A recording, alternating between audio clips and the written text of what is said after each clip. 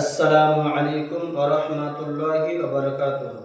সম্মানিত দর্শক মণ্ডলী, রাসূল সাল্লাল্লাহু আলাইহি ওয়াসাল্লাম বলছেন, কোনো নারী যদি ইচ্ছা করে যে আমি জান্নাতে যাব, জান্নাতি মহিলা হব, জান্নাতি নারী হব, সেই মহিলাটিকে চারখানা কাজ করতে হবে। তার ভিতরে নবীজি বলছেন, এক নম্বর হচ্ছে ফরজ সালাত আদায় করতে হবে প্রতিদিন 5 ওয়াক্ত। নাম্বার 2, তাকে ফরজ সিয়াম রাখতে হবে। নাম্বার 3, তাকে স্বামীর খেদমত করতে হবে। নাম্বার 4, লজ্জাস্থানের হেফাজত করতে হবে। এই চারখানা কাজ যে করবে, যে মহিলাটি করবে, সে মহিলাটি যে কোনো 8টি জান্নাতের দরজা আছে, সে 8টি জান্নাতের গেট দিয়ে সে ঢুকতে পারবে।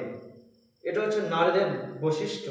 কিন্তু নারীকুল আজকে স্বামীর খেদমত করতে চায় না, আজকে ফরজ সালাত আদায় করতে চায় না, সিয়াম রাখতে চায় না, নিজেকে নিজের মতো হয়ে চলতে চাইছে।